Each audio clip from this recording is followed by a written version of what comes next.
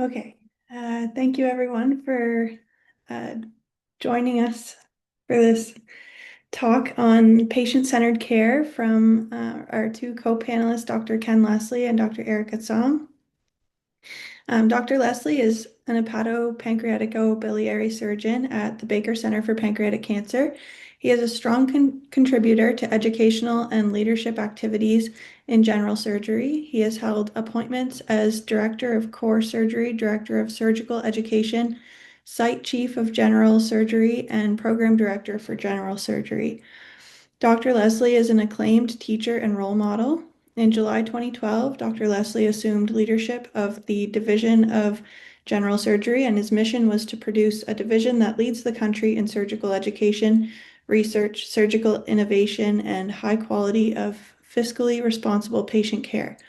Dr. Leslie's research interests are in surgical education and hepatobiliary pancreatic surgery. And as his co-panelist, we have Dr. Erica Song tuning in virtually with us. Dr. Song is a GI medical oncologist at the Princess Margaret Cancer Centre and an assistant professor at the University of Toronto. She completed her internal medicine and medical oncology training at the University of British Columbia, followed by further training in GI and early phase oncology at the University of California, San Francisco.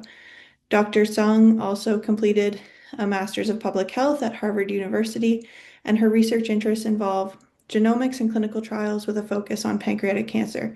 So please give a warm welcome to our two speakers for this session, and I look forward to learning from them both.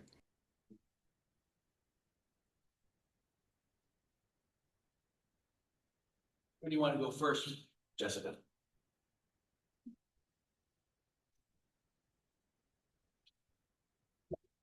Jessica, who are you setting up first? Erica or myself, doesn't matter. Oh, it's up to you both.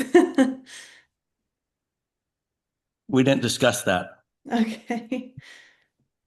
Maybe we'll start with Dr. Leslie in person. Sure. How do I advance the slides here? They should have a clicker for you. Is this the advanced slide? Okay. So we're at the end of the day. The group's getting smaller. People online are getting smaller. So my group's outrunning. My group's outrunning. Unfortunately, our pancreas run, what we had to start last year as the first one with Craig's cause, overlapped today too. So my crew's gone out to there. But they know all this about what we are. So this is the Baker Center, bringing hope to pancreatic cancer. And I have no disclosures.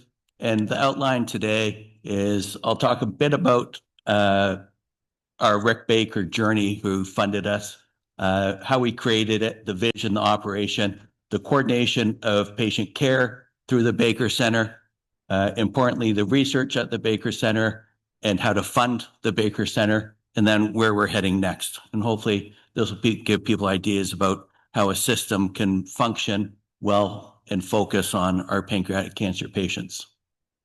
So Rick Baker was a young gentleman in 2016 that was diagnosed with stage 4 pancreatic cancer, perfectly healthy beforehand, showed up with belly pain and jaundice. He was a well-educated gentleman and traveled the world through US and Europe looking for innovative treatments for a disease that he was told correctly we didn't have a lot of innovative treatments for him.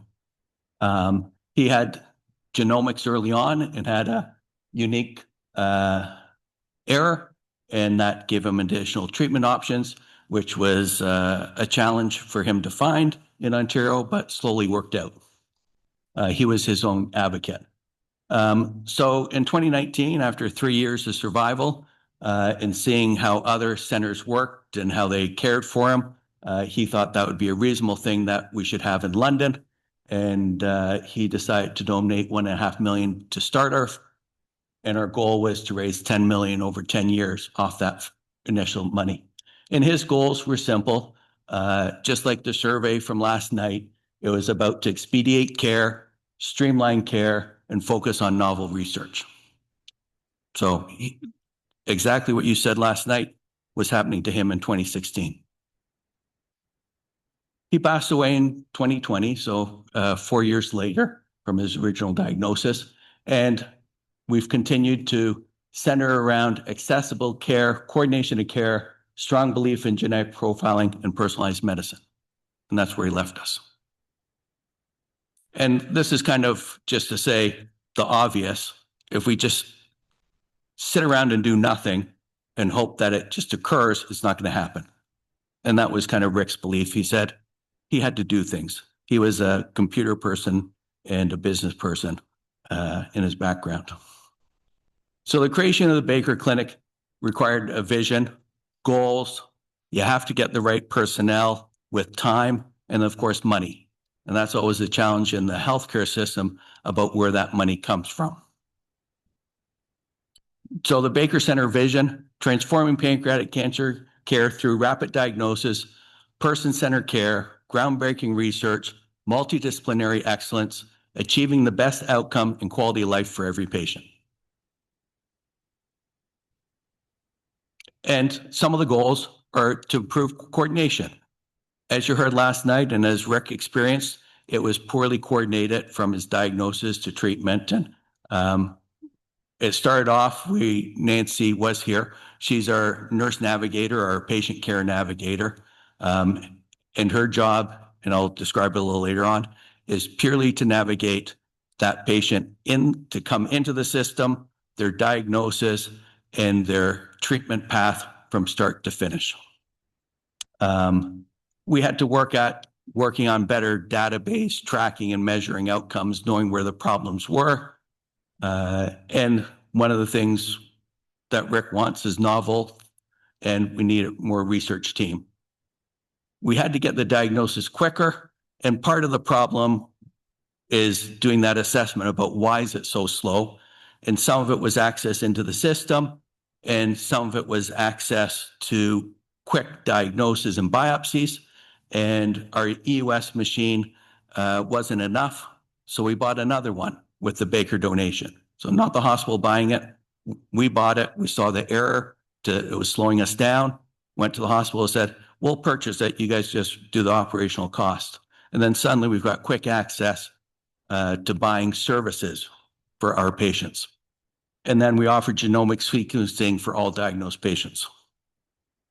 And then new treatment options for tomorrow, our translational program by Dr. Pinn, recruit clinical scientists, fellows, research associates, and out of the Baker funding of our grant money, provide seed money to get those ideas off the ground. And this is the whole team. Started off really small back in 2018, and it just keeps growing and growing, which is fantastic. Dr. Welsh, who should be finished the runabout now, he was actually running, not walking. He's been the director. He's a medical oncologist. He's done an outstanding job. And then our patient clinic navigator, which I call the nurse navigator, is Nancy. And then our whole research team, we've added the dietitian, palliative care, and our gastroenterologist. And they're all committed just to pancreatic cancer. So the numbers, we see about 300 new patients annually at the Baker Center. Nancy's falling kind of 400 to 400 annually as the coordinator. So as everybody knows, as we get through our survivors, our numbers go up a little bit. About 75 pancreatic resections. We have a really good tumor board that discusses everything. And as we said, we're buying equipment for diagnosis, and some of this money is for clinical navigators. So to get the things that we need for our patients, the hospital is not providing it up front. We've got to find that from our donation of our $10 million that we're aiming for. And we kind of say, where do our patients come from? And this is a heat map of this year about where everybody comes from. We service Southwestern Ontario. I think there's one from Hamilton. We stole there down in St. Catharines, so maybe they didn't want the study or whatever. And one or two from Oshawa or something like that, and Sault Ste. Marie. So we get a little bit of smattering outside of our region, but highly focused in Southwestern Ontario. So just to go over the steps of what occurs for a suspected new pancreatic cancer patient, or pathways that you like to talk about. there's always this central referral. And about over 10 years ago, the surgeons, the HPB surgeons, started a central referral for HPB surgery. And we based that off our clinical nurse that would organize everything for us, not our offices. And we had what we call our CLIPS program, Center for Liver and Pancreatic Surgery. And that was a central intake. As the systems matured, the cancer clinic and the regional health or oncology programs came in, and now we have this oncology patient navigation program that took over. And the final step is they've moved it to Nancy, our nurse navigator. So anybody gets this form filled out, gets faxed across, Nancy sees it, and then signs it to one of the surgeons to triage it. You'll see on this form that there's lots of questions about the disease. Is the patient aware? What's being done? And like most central referrals, it kind of just says the patient's name and jaundice. And we don't get much detail. But being the nurse navigator, we can figure that game out.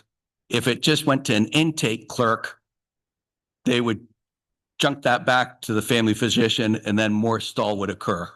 So we accept whatever garbage is sent to us. We know that some of the central referrals will turn out to be non-cancer patients or PNETs, IPMNs, pancreatitis, bile duct cancers. So I think with central referrals and central intakes in the cancer world, you just have to accept there's going to be some non-cancer that comes in. If you're really strict and say, like some cancer clinics, we're not seeing that until there's tissue proven, then it's going to be really slow to get the outside system to do that quickly and efficiently. So I think you just have to accept there's going to be non-cancer patients that we filter out, and that's okay, because that speeds up our cancer patients by doing it. So it's been a good thing, but it's time and resource and Nancy's full-time job. And the surgeons, since we had a central intake before the Baker Clinic, this is okay with us. We don't mind triaging all the patients and working through it. We have an electronic medical record. So as soon as I get something from Nancy, this pops up. I have blood work, and then I pick which disease site, pancreatic cancer. So we do all the blood work. And then I have a whole choice of different diagnostics, endoscopy, biopsies, endoscopic ultrasound. And then on the lower right, that's when we get to book into the Baker Clinic, present at tumor rounds, tell Nancy once the investigations are started, this is where we want them to go. And the oncologists have been good, that they're happy to see a patient in Baker, even without tissue confirmed pancreatic cancer. So they know that we're triaging them well. Probably 95% of the time, it's going to be a pancreatic adenocarcinoma, and the biopsies are done, and they're going to be talking to them. They're not starting chemo till the biopsies are back, but they're not waiting that delay. They're already saying, okay, we'll start working on putting in an order for a PIC and getting you a date for your chemo, because most of it's very obvious. And there's a few patients that come, and the oncologist will get the biopsy back and say, oh, that's a PNET or IgG pancreatitis, and we're not going to do any chemo, and we're going to stop the bus. And you have to accept that too, because it speeds up the 95% of other patients that aren't waiting, as traditionally get the biopsy, wait 2 weeks until it's back, see the oncologist in 2 weeks. The oncologist then says, we'll start chemo in 2 weeks. So it's kind of a parallel process, and it works well, but you just have to accept a little bit of change. So Monday morning, there's palliative care. Lunchtime, we go through tumor board, and then the new patients come in Monday afternoon. Medical oncology's there, surgery's there, Nancy, our nurse navigator's there, the oncology nurse is there, we have palliative care there, a dietitian will see every patient, and then our research team will see them. So it's a long afternoon for the patients. That might be the only downside. as with these multidisciplinary clinics. It's a lot to take in, all in an afternoon, and they see a lot of people. Sometimes our research team says the patients are kind of overwhelmed and fatigued by the time they come to them, and kind of taking up so much time and news and bad news or good news. And then the research team talks to them about our studies. So sometimes there's a bit of a fatigue there, and it'll be interesting how Erica runs it. We've always talked about maybe breaking those sessions in and doing it over a few days or all together. And that's where the patients need to tell us what works better. Certainly from out of town, they like all the one-stop shopping, but it is overwhelming for others. It's trying to pick out who wants the one-stop shopping and who wants the multiple visits. So I talked about this, Nancy's role. She does everything, even peanuts now. And the nice thing about the central intake is Nancy talks to them and says, I'm with your journey now, and here's my number, here's my email. Any questions, any concerns, you don't know when your test is, you don't know when you're coming, it's there. So it works really well. She takes, 15, 20 phone calls a day and the same number of emails from patients a day about their journey. Her tasks, she organizes priority cases for MCC, ensures the patients know what to expect at their visits. She follows up our regional patients because we have some patients that are getting chemo down in Windsor and Sarnia. So we're still looking after those and making sure that they're coming back to us. She meets the patients and ensures that all the tests are done. The nice thing about the central intake and these navigators is they understand how to get CAT scans and endoscopic ultrasounds quicker. They talk to the back door of the whole system to get imaging done. The dietitian is very valuable. We added that on probably about a year and a half ago, fund it through our 10 million right now. He was a GI dietitian, would look after all the GI services. Now he focuses every day just on the pancreatic cancer patients. That's his full-time job. He sees them at least once, and then through their whole follow-up, he's always available to see them. CCO expects them to be seen in 2 weeks. He sees them the same day, and he optimizes their PERT therapy, and that's his main job. Weighs them all the time, talks to them about their nutrition, their stools, and their enzymes. And he can see them anytime he wants. Doesn't need referral from us. So you can see when he was just working with the whole GI group, he was only seeing about 80% of the patients, or 80 patients. Now he's seeing all 300, and that's his full-time job. So very, very valuable, but currently funded through our Baker research money. We want to kind of move that to a hospital soon. The research, as Rick Baker wanted, he wanted the innovation. He wanted this part of it. It wasn't just improving care in genomics. It was about advancing knowledge. We have over 11 plus clinical trials activated. 1,600 patients have been put onto something. Our staff is probably more than 11 now, I think, Chris. Lots of students, hires, that sort of stuff. Lots of manuscripts, and a brand new organoid facility just built. And these are a few of the trials that we do. There's a circulating DNA. There's a biobank of blood and tissue samples, frailty with our physio program. You heard about the poop studies and the microbiomes. There's Power Panc, which was the genomic testing.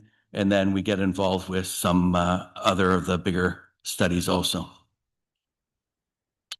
We've given out money because, as Baker said, we want to be seed money for these programs to get better. So we give out catalyst grants and research grants and organoid programs, but the researchers are really good about putting in grants and bigger grants and achieving grants. So all the research programs need money to get started.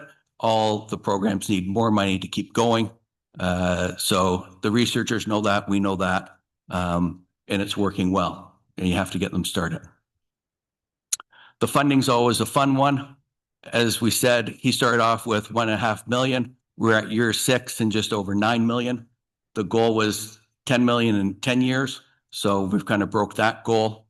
The nice thing about building a name brand is it grows exponentially. So as we've built this brand, it's people aren't donating to the London Regional Cancer Clinic anymore. They're donating to Baker. They're not donating to the Cancer Society. They're donating to Baker. So it grows with name brand recognition. So we're happy with that. With our budget of research and people that, like the dietitian and Nancy and all the infrastructure, we probably need about an annual budget of $500,000 just to run the place. Some of the things we bought, the diagnostics, but it's what it costs to run. And we always hope that some of this is going to become a responsibility of the hospital. It just makes sense that it's a well-organized oncology program. It should be taken over by the hospital and funded for the operational people that we're running. We have lots of fundraising efforts. Credit cause today, as I mentioned, the local hockey team is the London Knights. They have a session with us once a year for a 50-50 and a pancreatic cancer night. We have a baseball team in town, and that's Shake Day. Rick Baker was called Shake. That was his nickname. He loved baseball and golf. So we have a evening out there. And then our foundation has some separate events for us. We always want more from them, but it is what it is with the foundation. The other thing I'm going to push is Rick was involved with Equal Brewing Company and funded that. So when he passed away, they made the Shake Lager in his name. You can buy it at the LCBO. Portions of it come to us. So it's really nice that the company's done that. And it's actually quite nice lager. It's a little light, nice summer one. But we talk about that too. What's next? We meet as a group quarterly. It maybe just ends up 3 times a year, but quarterly we've been meeting as a group, that big group that you saw, and we discuss the operational stuff. We discuss research projects. We discuss where we're heading next. At the 5-year mark that just occurred at the start of this year, we had a strategic plan to figure out where we're going in the future. So when we hired a company for this, for all strategic planning, to bring somebody in, and they do all the back work and all the surveys. And the strengths were an exceptional team of dedicated clinicians, researchers, and support staff, multidisciplinary approach, person-centered care, and active clinical trials and research. So we're pleased that we're meeting what we were asked to do by Rick Baker. The patient feedback is always great. You'll see things like the navigation process is second to none, more like a concierge service, looking after everything I need. I was lucky to have surgery. Doctors are top notch. Like, this makes you feel good, makes you come to work, makes you know what we're doing the right thing. And that's what we always have to get. The patient engagement's important. We had some of it from our strategic plan. Nancy's working on more of it, and it's trying to figure out what works for the majority of patients, how we can get better. Educational materials, we always think we're a little bit light on about what the patient wants or needs.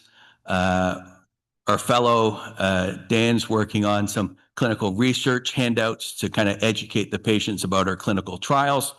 The clinic schedule, and as I said on the other slide, educational material. What do the patients want? What do they want to read? Do they want a video? Do they want it paper? Do they want it Instagram? There's so many things now to try to communicate with the patients and how we should do it better for education.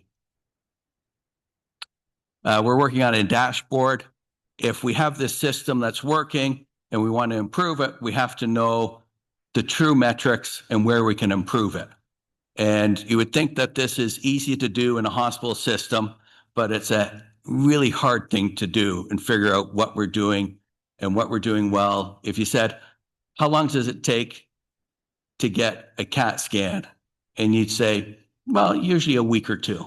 You would think it should be an absolute number. It's easy. The day I asked for it till the day it was done. And that should be easy metrics. They're really hard metrics to find.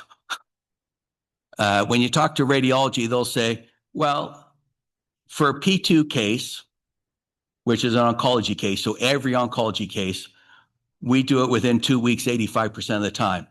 And that's what they report to the ministry. What does that mean for a single patient? Nothing. How can we advocate for a single patient with that number? Nothing. So we need those data so we can go advocate, because we can't buy an MR machine. We can buy little machines with Baker money, but not an MR. But we can advocate if we have better data. And the hospital doesn't have granular data for just pancreatic cancer patients or gastric cancer or any other patients. Just big data. Wait times. The other thing that's hard to find in Ontario is actually date of death, because it's really hard to find that unless it's on the computer system that they died in hospital, or you look through the obituaries. You would think that it would be really easy for us to find out at the cancer clinic, the death registry, but it takes a lot of research papers to get involved with that. The key areas going forward, we need to deliver the care, enable high performance data, the innovative, impactful research, and we got to try to support our teams, because it's always about getting enough people to work so that we don't burn anybody out. It's a lot of work. The next steps, we really want that social worker or therapist, or that's what everybody's asking for. They need more emotional support through this journey. Nancy provides a lot. The team provides a lot, but they need more. Educational materials, realign the clinic, as I said, all day versus multiple small ones. We're looking for full-time money for a chair, more money for educational and fellowship programs, and then Chris needs more people to coordinate his organoid lab. So as you grow, you always need more money. That's why I'm learning. So the key to success goes back. It's all about having a clear vision, having clear goals, getting the right people to do it with the right time to do the job, and then the money behind it all. And this is the Baker family, who we thank for all their donation. And they come to our quarterly meetings. They're still really involved with our group. And they want to know how we're doing and where we're heading. So. And that was brought up last night, which I thought was great, because some patient last night said, oh, the doctors never talk about hope in pancreatic cancer. And I said, oh, look at our slides tomorrow, because this is our brand name, bring hope to pancreatic cancer patients. And we just changed that, our strategic plan, our new logo. So that's our new logo. So that was good. Mm-hmm. Wow.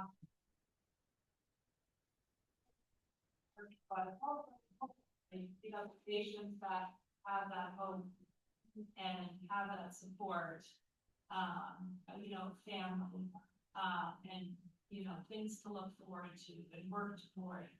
You know, they just seem to always outperform patients that don't have that. So there's really, I don't know if there's been research and quantify like hope, but we all know it's so important. Yeah, we don't misguide people. You know, we don't say, you know, oh, it's going to be fine.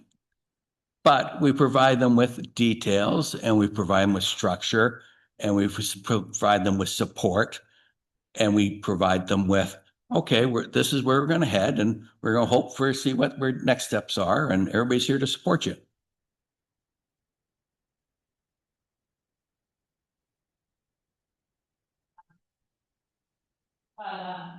That like he didn't know anything about pancreatic cancer other than that Michael Landon had pancreatic cancer, and he had all this money, and he lasted 3 months.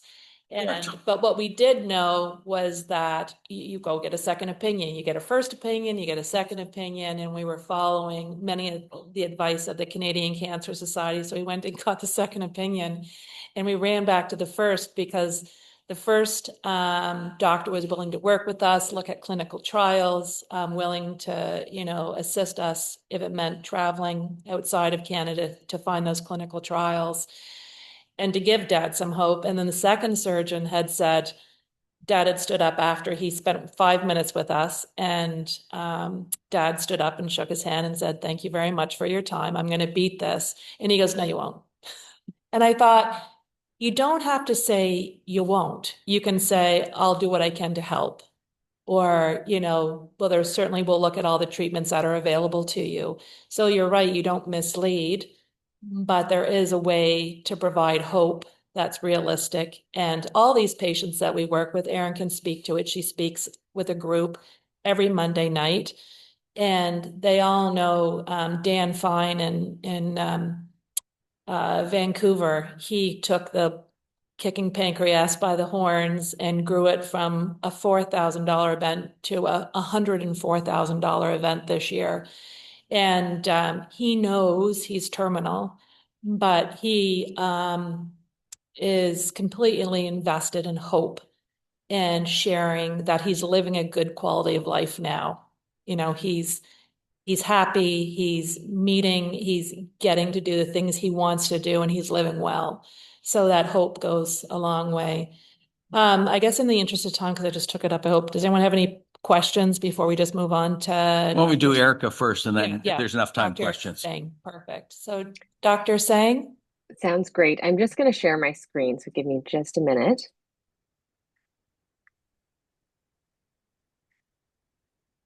Can you see my slides, or is it the other side?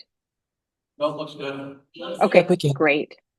So I recognize it's the end of the day, and thanks for the opportunity to present. I'm going to be talking a little bit more about the McCain Centre in Toronto. And thank you, Dr. Leslie, for giving such a great overview of the Baker Centre. There's a lot of overlap between the two centers, so I'm not going to go into some of the nitty-gritty details. I thought I would give a little bit more of a broader overview and also sort of highlight the integration between the clinic and the translational space in terms of really trying to develop cutting edge options and trials for patients. And so I don't have any relevant disclosures to this talk. As you all know, there are multiple challenges in pancreas cancer. We don't have good screening or early detection. Patients can get sick very quickly. We know that there's a very immunosuppressive microenvironment that really has limited the efficacy of chemotherapies to date. KRAS mutations, we used to say, are not targetable, but now this is really changing. And I'll talk a little bit more about that later as well.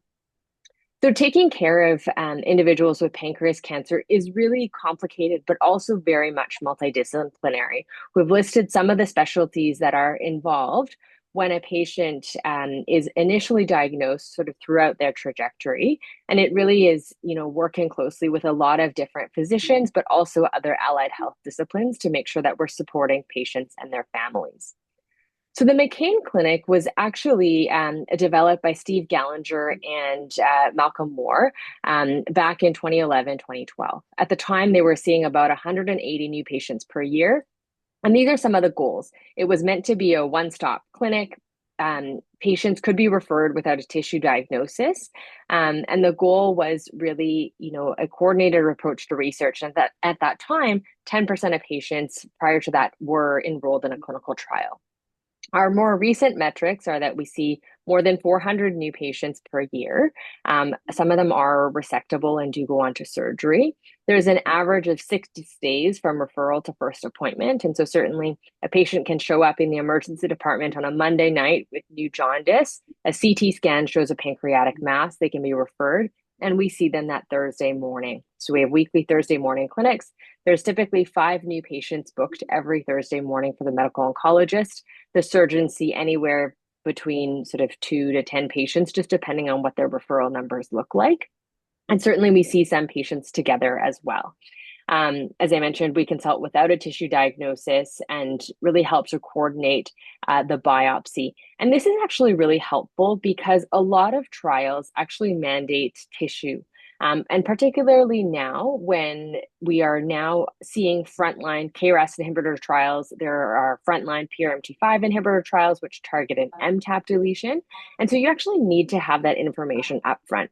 So one of the benefits of seeing folks really early is that we coordinate a biopsy for them.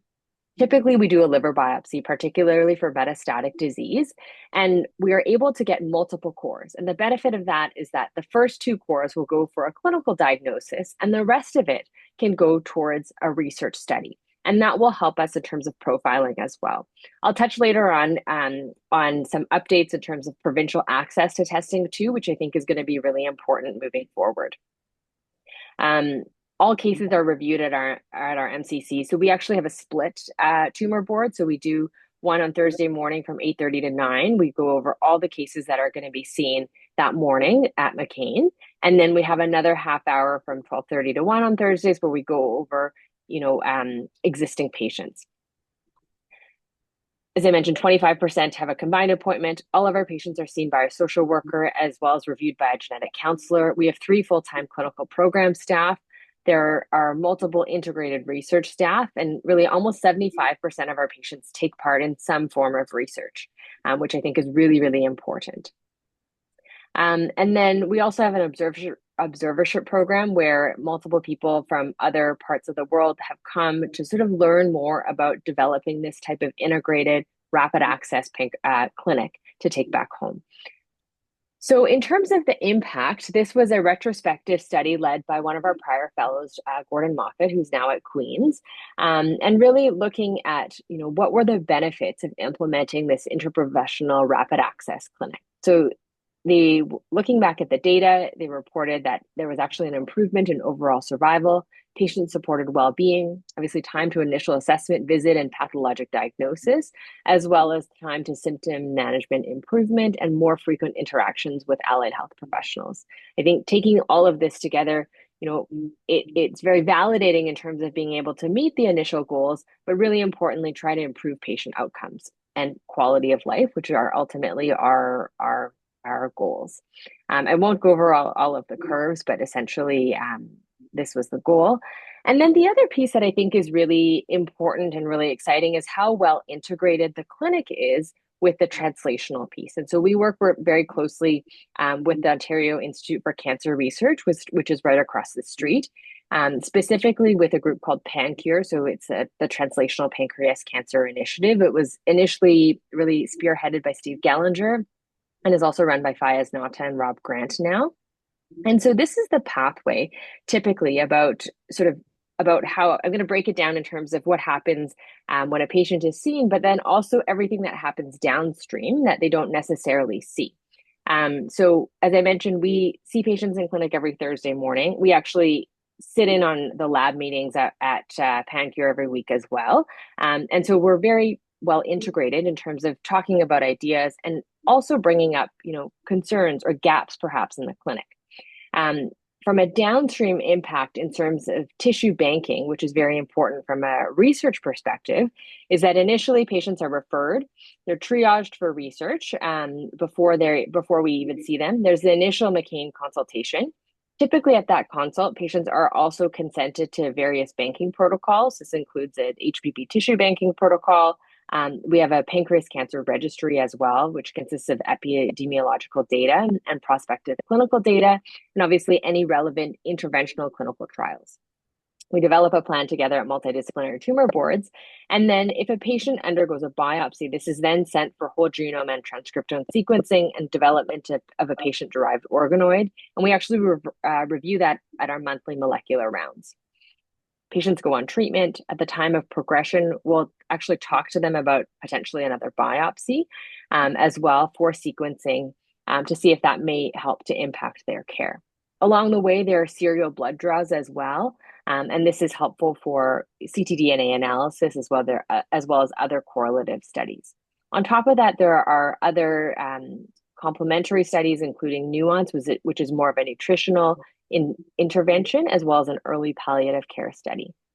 So as you can see, it's a bit of a complicated web, and there's actually a lot of people involved. And this next slide is really just to highlight what that integration has helped the group to do. So back in 2015, the group contributed to ICGC. There was a COMPASS trial, which was for advanced disease, which really demonstrated the feasibility of obtaining a fresh tissue biopsy for patients in sequencing. More recently, there have been two big studies, NeoPanc-1 in resectable pancreas cancer, and then PASS-1 in advanced disease. And then ProsperPanc, which Dr. Leslie mentioned earlier, which is also open in London, where all stages of pancreas cancer can be recruited, where they get access to whole genome and transcriptome sequencing, as well as PDOs. And the goal was really to improve access to matched therapies across a broader population. We also have been working with the Terry Fox Marathon of Hope in terms of a pan-Canadian initiative, including CASPR-PANC, which is really a pan-Canadian group looking at intervening in pancreas cancer all across the board. There are screening interventions with screening studies with regards to PROCEED. We have a trial actually open in locally advanced pancreas cancer, and are also developing a study in the advanced disease space. I'll also mention that we do have a study that is actually, it's called ADOPT. It's actually driven by the PDOs or the organoids in terms of trying to determine what might help a patient going forward. So I think all of these studies really came about because of the really close integration between the clinic and the translational piece as well. And then, sorry, I forgot to mention nuance here too. And so, I think this is really important. I'm not going to spend too much time on ProsperPanc, where we are going to be closing the study in the spring.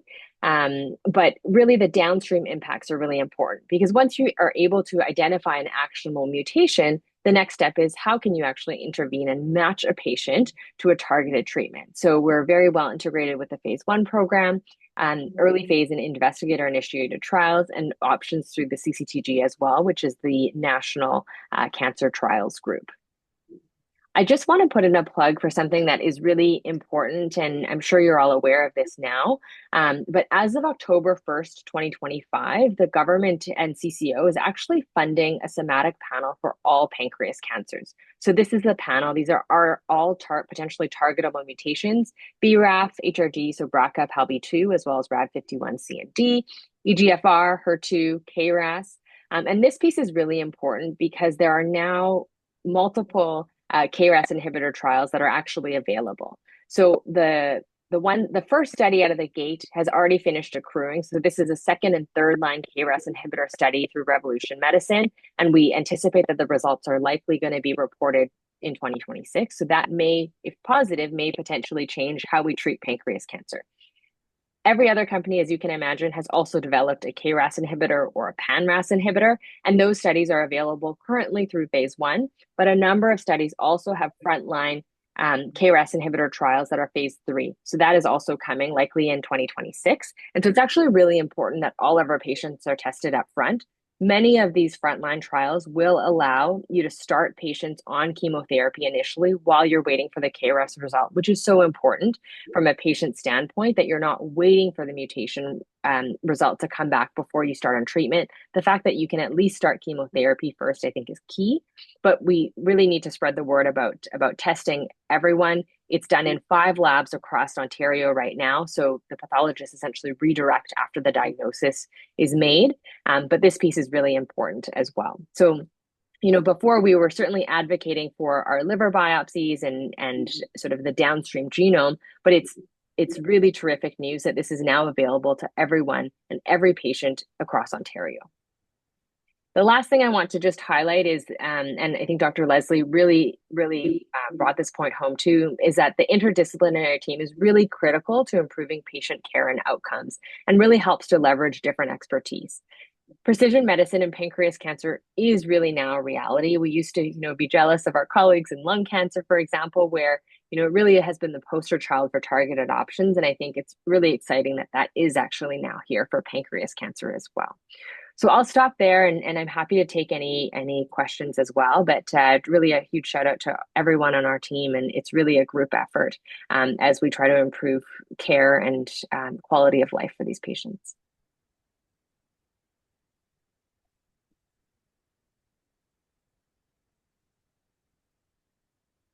Thank you so much, Dr. Singh. Are there any questions?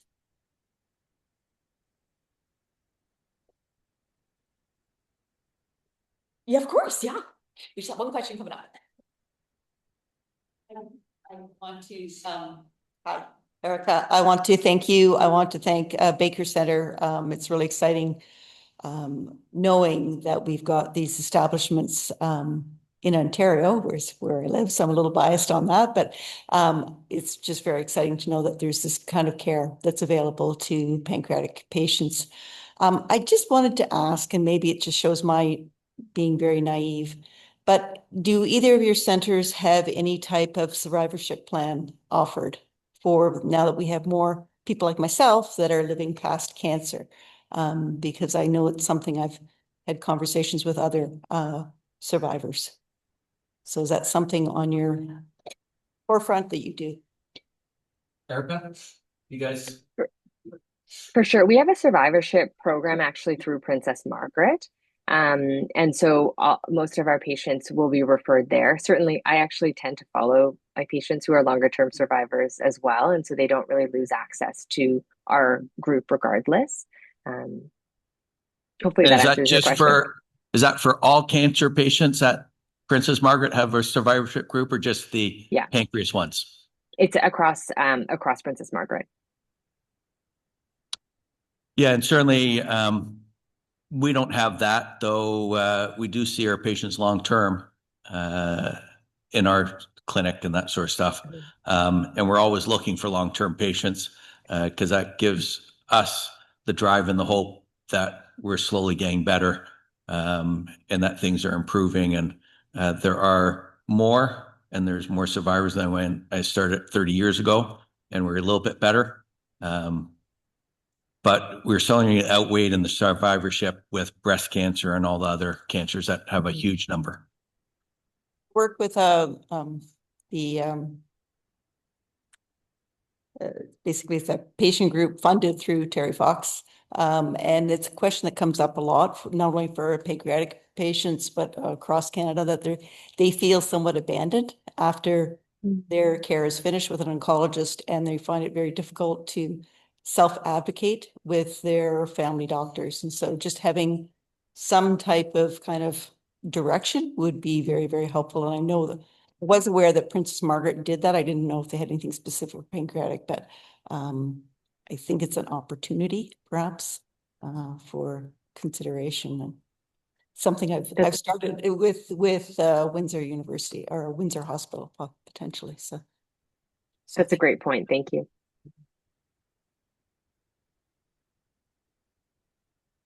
Hi, more of a comment. I'm Robin Urquhart. I'm from the East Coast, Dalhousie University.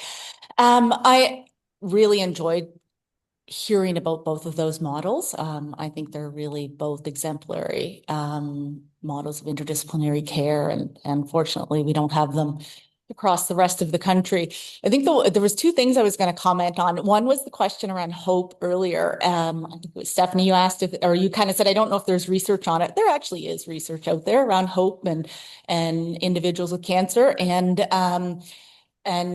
hope is a good thing. Hope, people with hope have reduced anxiety, reduced depression, better quality of life, better disease management, and so on. So there's lots of good things around hope, and people have studied that.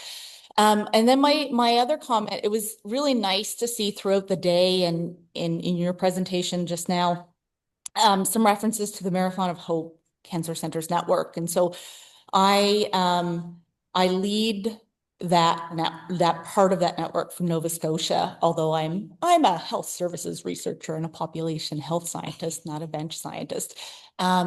But I think it needs to be interdisciplinary as well. And I'm really cognizant of it's kind of a call to everyone. So one of the things I lead through that network is I co-lead what's called the Canadian Spectrum Working Group. All that means is we need to engage all Canadians in the work that we do and in precision oncology. So everyone needs to be represented, regardless of where you live or your circumstances. And so I think here, I think there's so much promise in pancreas cancer that we haven't seen before. And it's more of a call to everyone to sort of think about that and think about equity and inclusion and representativeness and so on in the research that we do.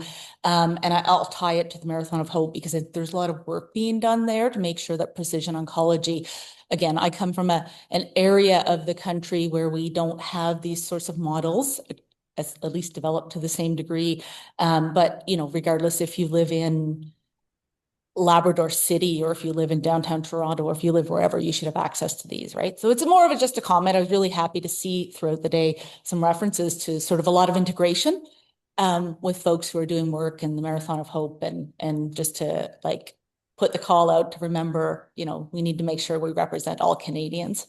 But I really like both of your programs. I think it's amazing to hear about the interdisciplinary clinics that you're sort of leading and running.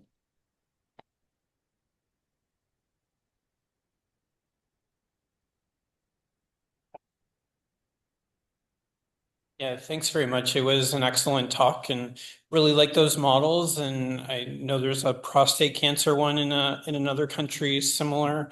So just thinking back to the pathways that we originally talked about this morning, and I know Dr. Leslie mentioned 95% are kind of positive, even though they haven't gone through those steps. So just curious from a specificity point of view, were there any kind of signs or any of those symptoms that lead you to that 95% versus just, initial early symptoms that people see? Is there anything that could feed that pathway? The majority are pretty straightforward to diagnose. They have the classic, painless jaundice. They come in, they get a CAT scan. They've got a lesion in the pancreas. They got lesions in the liver. They have a high CA19-9. They've been perfectly healthy. They're 70, they haven't had pancreatic troubles in the past. It's like, that's pretty certain. And then there's other ones, like a 40-year-old with recurrent pancreatitis, and radiologist thinks there's a mass on top of the inflammation. And is it pancreatitis, or is it tumor causing a pancreatitis? So there's some that don't kind of fit, and they may be an adenocarcinoma, they may not be, might be a neuroendocrine tumor. So there's the common, and then there's kind of at the edge. But we accept to see the edge and realize that gets the common ones in quick. Actually, just one question as well. So Monday nights, we do the peer support group, and I've had a couple patients recently that have been discharged from care after like 2 years of survivorship, and they're sort of terrified. They don't know what to do. They don't know how to sort of monitor it. They want that 6-month scan, that 3-month scan. They want the blood work. Are there guidelines? I've tried to look into it to see if there are guidelines. Yeah, that's very variable across the country. And you heard earlier about the shortage of oncology. And it's a big problem, shortage of family doctors, follow-up of cancer patients, oncology. The oncologists are getting better for all diseases. So there's more and more patients. The population is older. There's more and more patients and more work. So it's hard to follow them as long. And depending on what's set up on the program with the cancer clinic, some of them say, well, return you to your family doctor and here's some recommendations what to follow. And others, it's no, we're going to keep following you along because we want to see what's going on. And it's very variable across the country. There was an interesting White Coat Black Art by Brian Goldman about that with somebody out in BC and how once they left the system, how it can get disconnected and make it back to get back in when they have recurrence. So it is a big problem and it's a system issue. And they know that the early detection is going to save them the next time too, right? So they're like, we don't want to not be monitored. So yeah, it's really tricky, but yeah. And it's so variable. And I think another gap too another gap. Yeah, with the family doctors too, like a lot of them that I've heard from the patients, the family doctors don't know about the test. They don't understand the CA19-9. They don't understand what they're ordering. So they're not really understanding what they're looking for. And so I think that's like another gap that we need to work on as well. Correct. That's great. Are there any other questions? All right. Thank you both so much.